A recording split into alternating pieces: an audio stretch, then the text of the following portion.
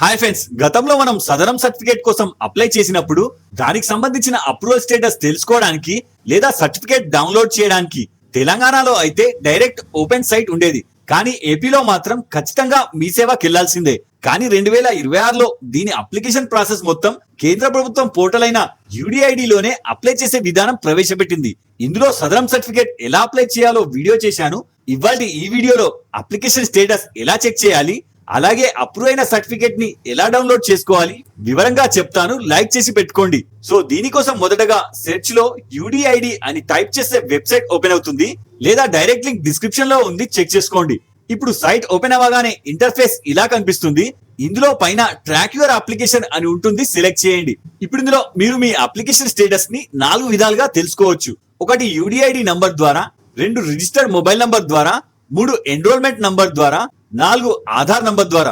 ఇందులో మీ దగ్గర ఏది అవైలబుల్ గా ఉంటే అది ఇక్కడ సెలెక్ట్ చేయండి. ఇక్కడ ప్రస్తుతం నా దగ్గర ఎన్రోల్మెంట్ నంబర్ ఉంది, దాని ద్వారా నేను సెర్చ్ చేస్తున్నా కాబట్టి ఇక్కడ మీ 12 అంకెల ఎన్రోల్మెంట్ నంబర్ ని ఎంటర్ చేసి కింద సబ్మిట్ చేయండి. ఇప్పుడు న్యూ పేజ్ లో మీ అప్లికేషన్ చూపిస్తుంది.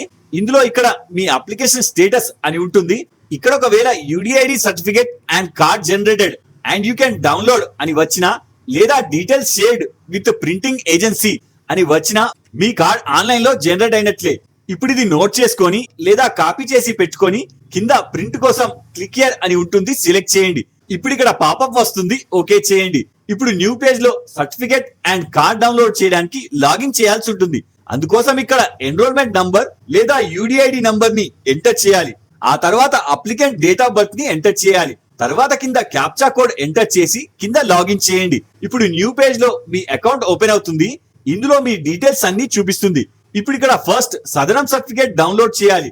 అందుకోసం ఇక్కడ డౌన్లోడ్ ఈ డిజేబిలిటీ సర్టిఫికేట్ ని సెలెక్ట్ చేయాలి. ఇప్పుడు పైన సర్టిఫికేట్ డౌన్లోడ్ అయి కనిపిస్తుంది. దీనిని ఓపెన్ చేస్తే ఇలా కనిపిస్తుంది. ఇందులో మీకు certificate number and issue date and registration number and me type of disability and me certificate validity కూడా చూపిస్తుంది. దీనితో పాటు మీ డిజేబిలిటీ పర్సెంటేజ్ కూడా ఇక్కడ చూపిస్తుంది. ఇక్కడ మీరు గవర్నమెంట్ ఇచ్చే పెన్షన్ కి క్వాలిఫై కావాలంటే కనీసం 35% డిజేబిలిటీ అయి ఉండాలి. ఇప్పుడు సర్టిఫికేట్ ని డౌన్లోడ్ చేసి పెట్టుకోండి. తర్వాత బ్యాక్ కి వచ్చి ఇప్పుడు డిజేబిలిటీకి సంబంధించిన ఈ యూడిఐడి కార్డ్ ని డౌన్లోడ్ చేద్దాం. అందుకోసం ఇక్కడ డౌన్లోడ్ యువర్ ఈ యూడిఐడి కార్డ్ ని సెలెక్ట్ చేయండి. ఇప్పుడు పైన డౌన్లోడ్ అయిన మీ కార్డ్ చూపిస్తుంది. ఓపెన్ చేస్తే ఇందులో మీ పూర్తి వివరాలతో కూడిన క్యూఆర్ స్కానర్ ఉంటుంది. అంతేకాక ఇందులో మీ name and photo and UDID number కూడా ఉంటుంది. ఇది మన ఇండియాలో ఎక్కడికి వెళ్ళినా వర్క్ చేస్తుంది. దీనిని కూడా డౌన్లోడ్ చేసి పెట్టుకొని ఇప్పుడు ఈ సదరం సర్టిఫికేట్ తో పాటు ఈ కార్డ్ ని కూడా లామినేట్ చేసి పెట్టుకొని డైరెక్ట్ గా ప్రభుత్వం మీకు ఇచ్చే వికలాంగుల పెన్షన్ కి ఈ సర్టిఫికేట్ ని చూపిస్తే శాంక్షన్ అవుతుంది. ఈ ఇన్ఫర్మేషన్ మీకు నచ్చితే వీడియో లైక్ చేయండి అండ్ ఇలాంటి మరిన్ని అప్డేట్స్ కోసం మా ఛానల్ ని సబ్స్క్రైబ్ చేసుకోకుండా మర్చిపోకండి. జై హింద్.